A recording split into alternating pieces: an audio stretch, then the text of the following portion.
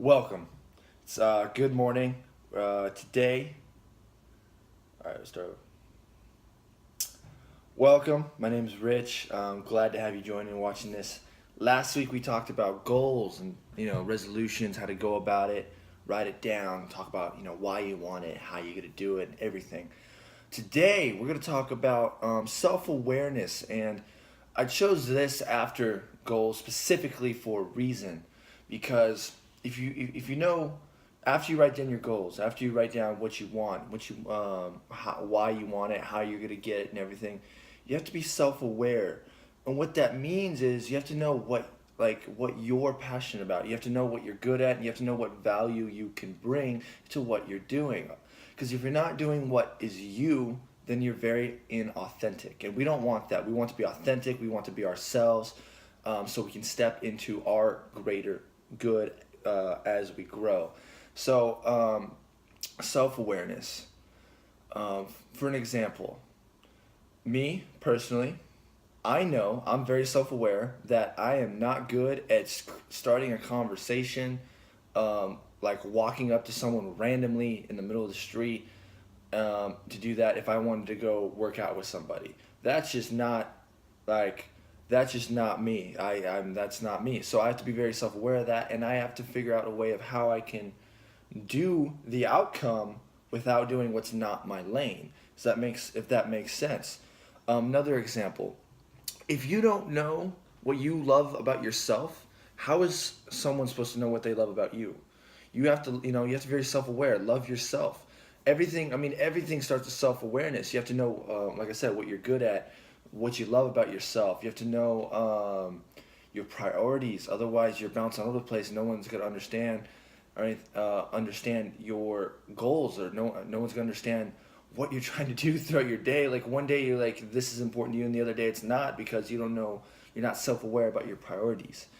Um, and reason why I love chess. Okay.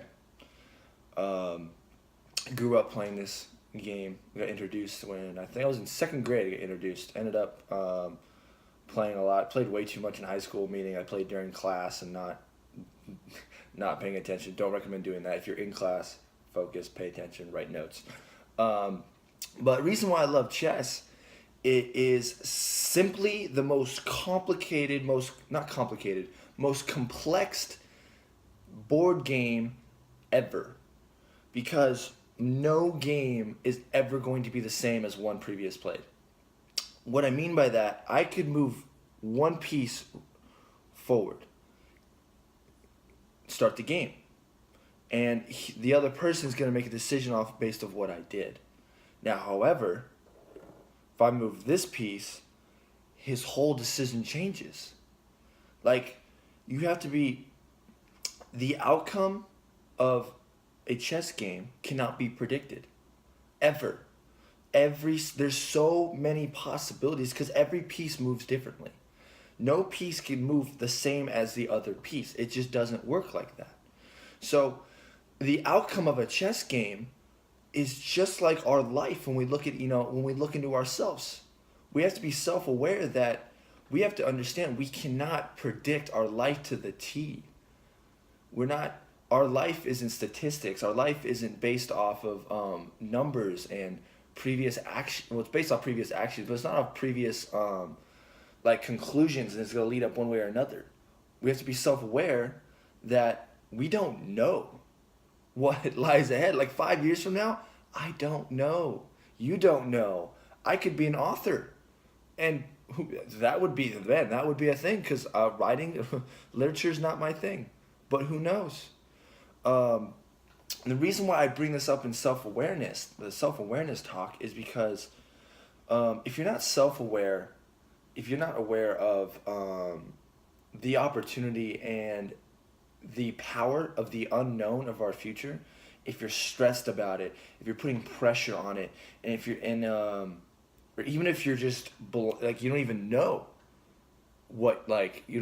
what you're trying to do. Like, you have to be like, you don't know what the outcome is, but you do have to be self aware and know what you're trying to do. Otherwise, you're going to be completely lost. Um, Quote by Les Brown. He says, If you don't know what you're aiming for, you're definitely gonna hit nothing. However, if you know what you're aiming for, you're going to at least hit something. I hope that makes sense to you, because you have to know. You just have to be aware and just like know things about yourself. No one else. I can't tell you. So your mom can't tell you, your parents can't tell you, grandpa, your best friend, no one can tell you about yourself. It's you. It's in here. It's in here. It's all in yourself. Um, and that's why I related to chess, because everything is different. It's so complex. Every move, every game. It's like every decision we make in our life. I move here. I move a piece on this side of the board. This whole thing changes. This is our action. Okay, our current action. This right here, the next step. We're the same person. Both sides is in here, and when we're talking, relating it back to our own life. I move a piece on this side of the board. This side of the board is gonna make a decision on what piece to move. Same thing. Now, however, if I were to change it to this side of the board, this side of the board, their decision could completely change. That's exactly just like our own minds, our own decisions. Let's say you got two paths. Let's say a friend hit you up. Okay, you have a test next week. A friend hit you up. You want to go, and they want to go study at the library. And another friend hit you up, or let's say your cousin. Your cousin hits you up. He wants to get something to eat.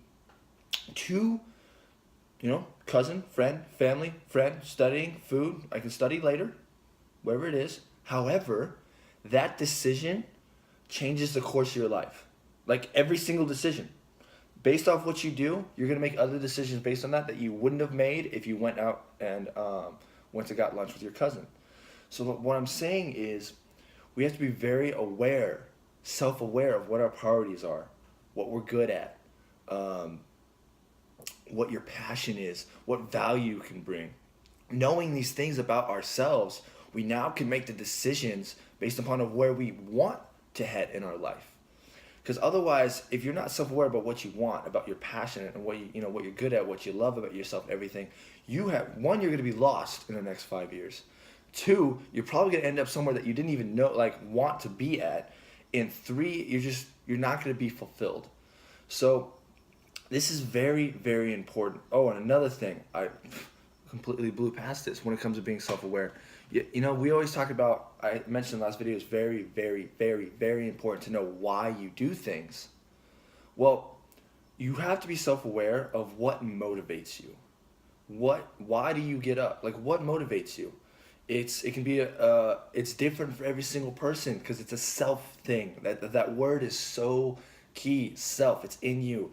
What motivates me is most likely not going to motivate you. It could be money. It could be family. It could be helping people out. It could be travel. It could be materialistic things like cars. It could. I don't know. You could want to play chess for the rest of your life, and you want to do something to where you are able to do that and not worry about things. I don't know. Whatever motivates you. For me, it's a various of different things in different aspects, but you have to figure it out for you. This is why self-awareness is super important. And now the next question is, how do we find out these things about ourselves? How do we do these things? Well, what I recommend, it's different for everybody, but I recommend prayer and meditation. Definitely reach in deeper to yourself. You can journal. Sometimes some people dig deeper and feel closer to the inner self when they're writing. Some people feel closer and inner to themselves when they're singing. Some people when they're drawing. Whatever it is, you have to find. As I'm saying, it's all self-awareness. You have to figure out what makes you feel closer to yourself. And then you can start to figure out these things. You might be able to you can probably figure out what motivates you. Definitely. You can figure out what motivates you. If you're fearful about something, that means you care for it. Otherwise, you wouldn't fear for it. I'm afraid to break a bone, because I find my body very dear to me. I care about it. That's why you're fearful to get hurt, because you care about your body. Anything you fear, you care about. So all these things, as I'm speaking, you're probably going in your head like, okay, what does motivate me? What is my passion? What am I good at? What does it mean to bring value? What are these things? It's all self-awareness.